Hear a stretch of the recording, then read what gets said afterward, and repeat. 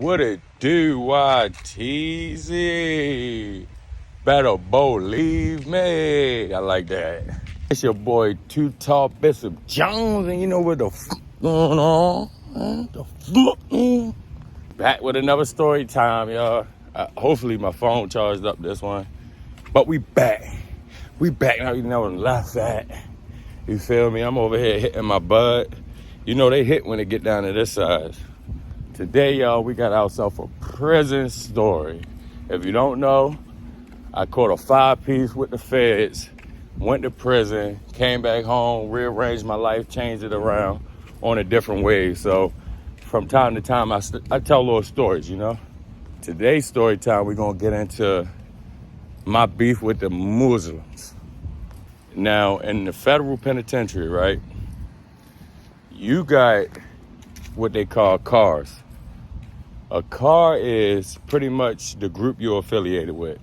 So in the state, whatever gang you in, that's your car. Whatever hood you from, that's your car. And the feds, it work by states. So I'm from Baltimore.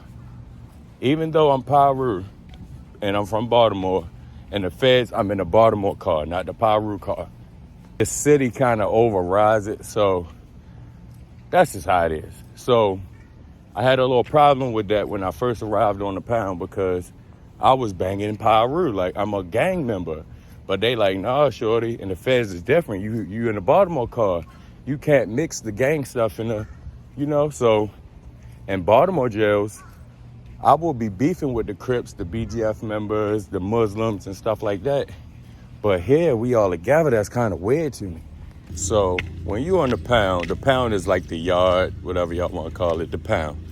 When you're on the pound, you pretty much with your group, your city, your gang, whoever the people you know, relate to you the best. So it's a bunch of Baltimore dudes. We all out there on the yard, chilling, talking about our life on the streets. We call it the world, you know? So you bring out pictures. Bro, I was doing this, I was driving this, I had this much money. So that was the conversation at this day that I'm talking about. So, mind you, we got our paperwork and stuff, so whatever you say, your paperwork got to match up. These pictures got to match up to it. So I'm telling this motherfucker like, all right, look, you read my paperwork. You know how much money I was making a day. I ain't got to tell you. I never read your paperwork, but they say you had money. They say you did this and that. So our conversation was, I'm from an era where if you didn't record it, if it's not a picture, it never fucking happened. He was a little older, so he was from the era, we don't take pictures and record shit. Everything is on, you know, if you wasn't there, you ain't see it type shit. And I understand that. That's where we were just colliding right there. I'm like, bro, you got to show me something. You feel me? He like, motherfucker, I ain't showing you shit. That's what it was. You go ahead to take my word. And I'm like, I don't work like that. So, of course, we two men, we going back and forth, back and forth. So now we getting into it now. Like, nigga, fuck you, and what you did, nigga, like. So, all right, cool. They break that up, the little scuffle. We had like a little, you know, nigga, like, what the fuck? So they break that up, chill, we all together. All right, cool. The next day, right? The next day, I come out on the yard. Everybody meet up like we usually do. He in his bag. He don't want to talk to me and nothing like that. So me being who I'm being, I say, oh, yo, on this period. You feel me? He on this period acting like a bitch ass nigga. Like, so we get into another scuffle. Mind you, here Muslim. Most of our car from Baltimore was Muslims, BGF, Crips, and Bloods. But at the end of the day, the Muslims chill with the Muslims and all that. Like, you know how it is. It's a big group, and then there's the little groups on the inside. So I'm like, yo, what's up? I tell him, like, what's up? We could go ahead, get it off our chest, and still be cool, you feel me? But he an older dude. He been in jail for like fucking 15 years. All he know was stabbing and shit like that. So he trying to be like on some shit like, bro, I don't even want to take it close to that shit with you because he ain't no fighter and all this, and he gonna try to stab me. I'm like, yo, yeah, whatever. Now, it's weird as shit. Every day, we get around in a big group, and he want to keep mean mugging me and shit like that. So I'm like, yo, I asked you what you want to do. It's either you want to fight me. We got to get this shit off so you don't keep acting like this every time I come around. He like, oh, man, I just don't like how you... The whole discussion was, if you ain't recorded, it ain't happening. That's all I told him. So I'm gonna tell y'all where the shit really start going crazy. So in prison, you either going to school or you have a job. From 4 a.m. to about 2 in the afternoon, you gotta be working or doing something. So I was at the time getting my GED, so I was going to school, and he was doing some shit like working. So this time of day, it was like the little time of month or whatever the fuck. We was getting ready for a graduation for like something, I don't know, but we was setting it up. So he worked like landscaping. You feel me? So I see walking, cutting the grass and shit, and I'm walking with like, I had like a stick in my hand, a sign that say congratulations, shit like that. So I'm walking one way and he walking another way, but the whole time, mean mugging the shit out me. So me thinking in my head like, I'm over the shit, still mad, I'm gonna try to play with him a little bit. That's what I was saying. Now, I had a piece of weed on my lip. Now, I can admit I was wrong doing this. As a man, right now, as I stand, I apologize to bro if you ever see this in your life. I do admit as a man that was wrong to do. I shouldn't have did that, bro. You feel me? I had a stick, y'all, and a sign in my hand like this. So I do like this while he walking by. I grab a stick and I say boom, boom, boom, boom. Like I'm shooting at him and shit. Man, I should have never did that shit. When I say, this motherfucker charged at me so hard. Mind you, he a little bald head, big bush around his face, ass Muslim. He come charging at me hard as shit. He drop all this shit. He charging at me, motherfucker. So people around us like, what the fuck? Like stopping him and shit like that. But me, I'm like, oh, what the fuck? Like this nigga crazy.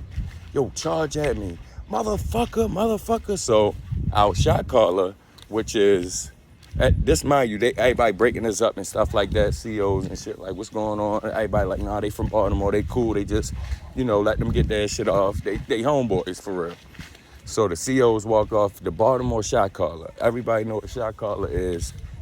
The person that pretty much speaks for the whole Baltimore. So it's my man, he an older dude, he did like 23 years so far. He was getting out like 2 more years, so. He on some shit like, what the fuck? Like, what happened?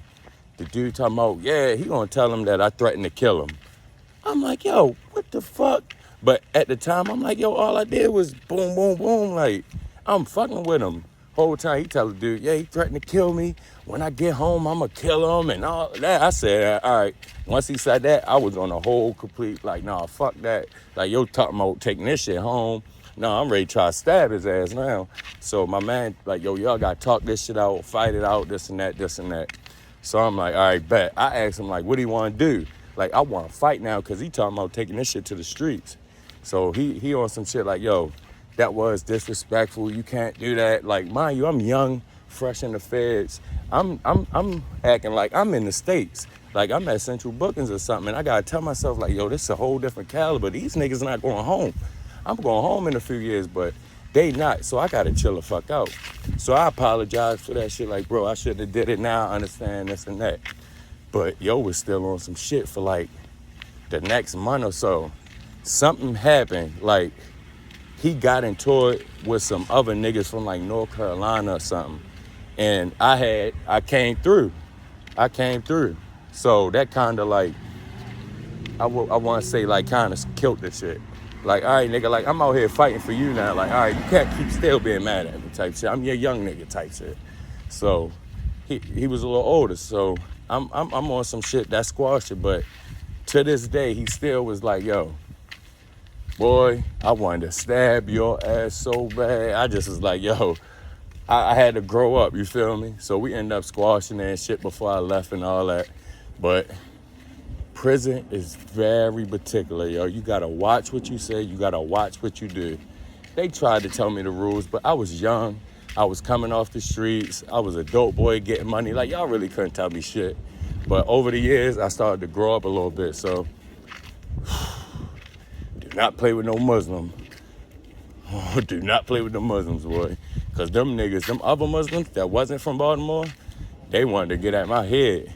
But I was told that he wouldn't let him. So I'm like, at the end of the day, he still kind of had some love for me, because he could have easily let the 1,000 Muslims just get my ass, like, because he was kind of high ranking that shit. But the moral of the story, be careful what you say to people, be careful the motions you do to people. That should have triggered something. And it obviously triggered something in him, because, yo, he charged at me like a fucking bull, yo. All right, y'all make sure y'all like, subscribe, share this shit, man. Make sure if y'all ever go to prison, man, be careful. The little shit y'all think is little minor shit to you, it may be big to somebody else, man.